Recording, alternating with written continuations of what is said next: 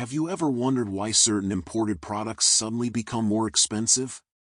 It's not about inflation or fluctuations in the dollar. Many times, what's happening behind the scenes are government decisions, like the application of a tariff. Today I'll explain what a tariff is, why it exists, how it works, and how it impacts your everyday life, with simple examples and no unnecessary jargon. Imagine this. You live in a country called South North America and you're a regular coffee drinker. You usually buy Colombian coffee that costs $5 per package. It's tasty, affordable, and high quality. But one day, that same coffee package now costs $6.50. Same product, same packaging. What changed? The answer: the government imposed a tariff on imported coffee. What is a tariff? A tariff is, in simple terms, a tax charged on products coming from another country. That is, when a product crosses the border to be sold in your country, the government may charge an additional fee for letting it in. Imagine you own a coffee shop in the US and you always buy imported Colombian coffee. A package of that coffee costs $10. But one day, the government decides to apply a $2 tariff per imported package. Now, instead of $10, it costs you $12.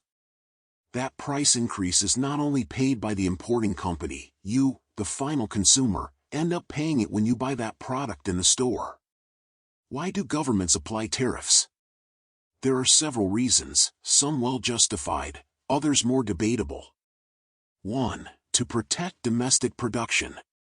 Suppose the US also produces coffee, but it's more expensive or less popular.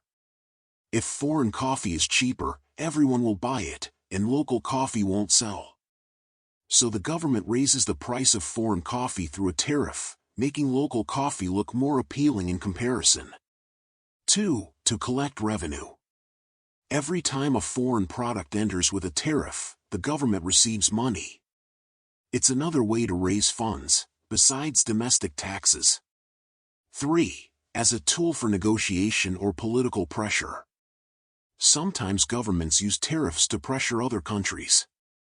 For example, if a country refuses to sign a trade agreement, tariffs may be imposed until it agrees to negotiate. 4. In response to trade conflicts. If another country imposes tariffs on your exports, your country may retaliate with its own. This is known as a trade war.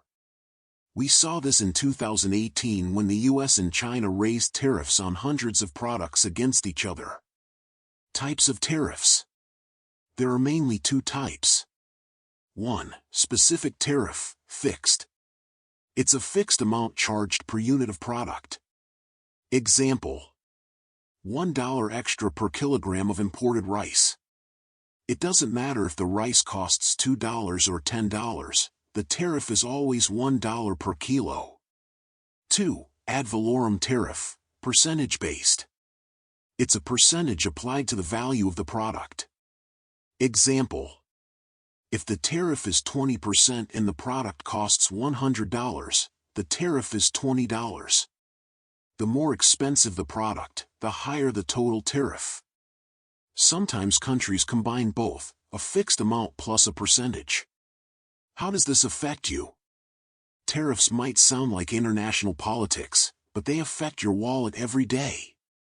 Imagine you buy a laptop made in another country. Without a tariff, it costs $800. But if the government imposes a 15% tariff, now it costs $920.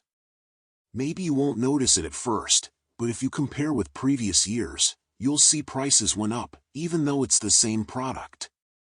This impacts consumers, because products are more expensive. Small businesses, because they have less profit margin. Competition, because local products may raise their prices too, without improving in quality. What about local products? The goal of a tariff is to encourage consumers to buy local products. But if those products don't improve in quality or lower their prices, the measure doesn't help much. Instead of improving, some producers may get comfortable with the protection that tariffs provide, without innovating or becoming more efficient. What if there's a trade war?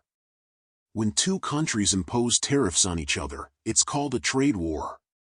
Each side raises taxes on the other's goods, which reduces trade, increases prices, and can hurt entire industries. The U.S. imposed tariffs on Chinese tech products. China responded with tariffs on U.S. agricultural products like soybeans. Result: losses for exporters, price hikes, and global economic tension. Are there environmental tariffs? Yes, green or climate tariffs are becoming more common. What are they? They're applied if a product was made using polluting methods. For example, coffee grown with high carbon emissions may pay more taxes than coffee produced sustainably. This aims to protect the environment but can also be used as an economic or political tool. Are tariffs good or bad? There's no single answer. They can be good if they protect key industries, they support national employment, they promote eco-friendly production.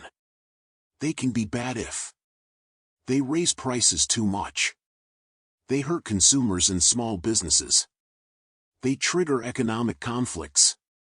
So the next time you see an imported product become more expensive without a clear reason, check the economic news. A new tariff may be behind it. And if you're starting a business or selling abroad, keep in mind these measures can change your costs, your sales, and your future. Understanding tariffs isn't just for economists. It's part of understanding how the world works, and how it affects your wallet. If you enjoyed this video, don't forget to subscribe. Here, we don't charge tariffs for learning.